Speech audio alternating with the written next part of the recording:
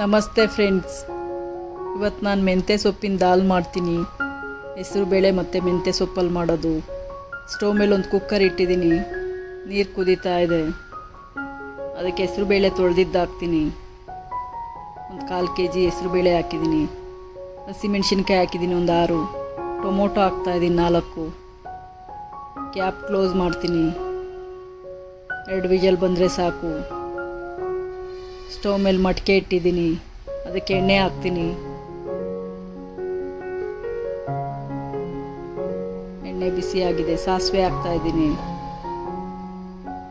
ಜೀರಿಗೆ ಹಾಕ್ತೀನಿ. ಜೀರಿಗೆ ಒಂದು ಸ್ವಲ್ಪ ಜಾಸ್ತಿ ಹಾಕಬೇಕು. ಒಣಮೆಣ್ಸಿನ್ಕಾಯಿ ಹಾಕ್ತಾಯಿದ್ದೀನಿ. 2 ಒಣಮೆಣ್ಸಿನ್ಕಾಯಿ ಹಾಕಿದ್ದೀನಿ. ಕರಿಬೇವು ಸೊಪ್ಪು ಹಾಕಿದ್ದೀನಿ. ಬೆಳ್ಳುಳ್ಳಿ ಜಜ್ಜಿದ್ದು ಹಾಕ್ತಾಯಿದ್ದೀನಿ. ಬೆಳ್ಳುಳ್ಳಿನೂ ಸಹ ಒಂದು ಸ್ವಲ್ಪ ಜಾಸ್ತಿ ಹಾಕಬೇಕು. ಈರುಳ್ಳಿ ಹಾಕ್ತಾಯಿದ್ದೀನಿ, ಚಿಕ್ಕದಾಗಿ ಕಟ್ ಮಾಡಿದ್ದು. 2 ನಿಮಿಷ ಫ್ರೈ ಮಾಡ್ತೀನಿ.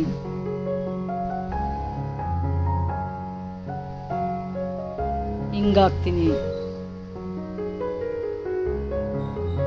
ಒಗ್ಗರಣೆ ರೆಡಿ ಇದೆ. ಮೆಂತ್ಯ ಸೊಪ್ಪು ಹಾಕ್ತೀನಿ. ಇವಾಗ ತೊಳೆದಿದ್ದು 1 ಕಟ್ಟಷ್ಟು ಹಾಕಿದ್ದೀನಿ. ಚಿಕ್ಕದಾಗಿ ಕಟ್ ಮಾಡಬೇಕು. ಒಂದು 5 ನಿಮಿಷ ಬಾಡಿಸ್ತೀನಿ. ಒಗ್ಗರಣೆಲೇ ಬಾಡಬೇಕು ಮೆಂತ್ಯ ಸೊಪ್ಪು. ಮೆಂತ್ಯ ಸೊಪ್ಪು ಬಾಡಿದೆ. ಕಲ್ಲುಪ್ಪು ಹಾಕ್ತಾಯಿದ್ದೀನಿ. ಸ್ವಲ್ಪ ಅರಿಶಿನ ಪುಡಿ ಹಾಕ್ತೀನಿ. ಎಲ್ಲವುದು ಮಿಕ್ಸ್ ಮಾಡ್ತೀನಿ.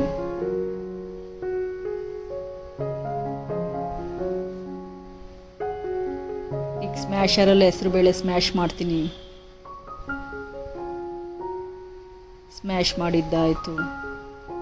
ಇವಾಗ ಮಟ್ಕೆಗೆ ಹಾಕ್ತೀನಿ. ಅದನ್ನು ಸ್ವಲ್ಪ ನೀರು ಸೇರಿಸ್ತೀನಿ. ಹೆಚ್ಚು ನೀರು ಹಾಕಬಾರ್ದು. ಕುದೀತಾ ಇದೆ. ರೆಡಿ ಆಯಿತು ಹೆಸರು ಬೇಳೆ ದಾಲು. ಇದು ಚಪಾತಿ ಜೊತೆ ತಿನ್ಬೋದು, ಜೀರಾ ರೈಸ್ ಜೊತೆ ತಿನ್ಬೋದು. ತುಂಬ ರುಚಿಯಾಗಿರುತ್ತಿದ್ದು.